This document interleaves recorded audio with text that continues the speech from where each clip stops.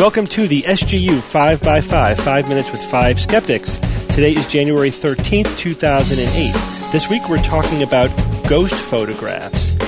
Recently, the SGU was challenged with an anomalous photograph, and we did a little bit of investigation. Bob, can you tell us about that? Yeah, I found an email asking us to look at a couple pictures that this guy Brian took, that actually, his 8-year-old son took them. He said he has no associations with any paranormal circles and doesn't want to be associated with them, so I instantly liked this guy.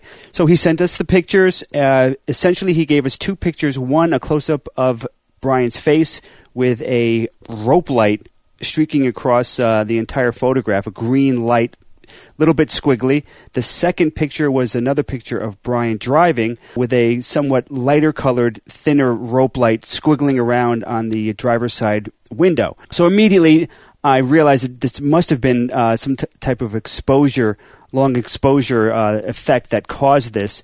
We each came up with a bunch of different reasons why it probably was a long exposure. One of the crucial ones I came up with, I realized that digital pictures have metadata that tells you the state the camera was in. So we looked at the metadata and found that indeed there was a 2-second exposure on both of these pictures, which to me was a smoking gun. That was the key element in these pictures, that it was the long exposure and not just a quick shot, and that was it. And typically, Bob, a lot of these anomalies come out from the flash. And when a flash is present, a lot of these weird lighting effects are present. Right, a lot of flashback is the cause of a lot of these anomalies, but this one though is not flashback. It had to be long exposure related, and it was. But as a result of the blog, though, a lot of more details came out, and a lot of people had a lot of great insight that I didn't think of, and I think we pretty much nailed this whole thing due to a lot of the comments.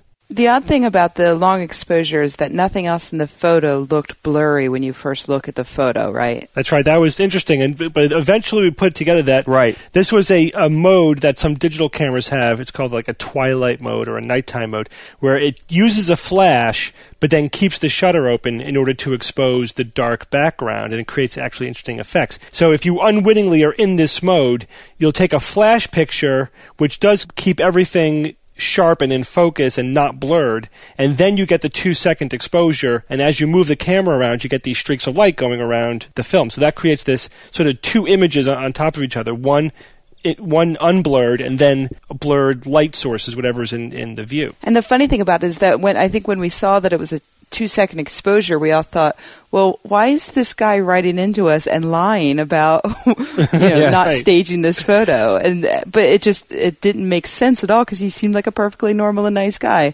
And so happily, it turns out that he is, in fact, a perfectly normal and nice guy who was not lying to us. And then the clincher was that Mike actually duplicated the picture almost identically. It's fantastic what he produced. Now, what do you think if he brought these pictures to a ghost society, any ghost society? Could you imagine the feedback he would have gotten from them? Ghosts left and right. Well, actually, I looked on, just search for ghost photos, and of the first few that came up, many of them had these exact types of artifacts presented as ghost photographs. What are they? They were ghost lights? They presented them as streaks, actually. Streaks was the term that ghost was streaks. Used. And they have all the features, the beading effect, multiple lights that are tracking with each other, so obviously due to the movement of the camera itself. So they're just not aware of this artifact. They obviously didn't look too hard. It took us about a day to sort it out, and they're just presenting them gullibly as ghost photographs.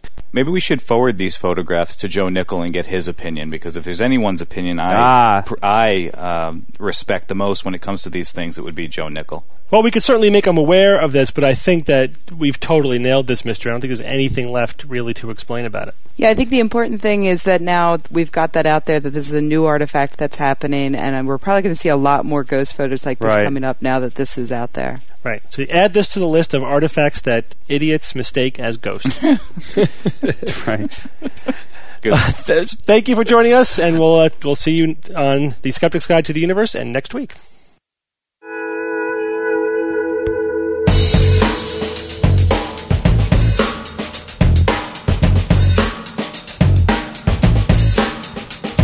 SGU 5x5 is a companion podcast to The Skeptic's Guide to the Universe, a weekly science podcast brought to you by the New England Skeptical Society in association with Skepchick.org.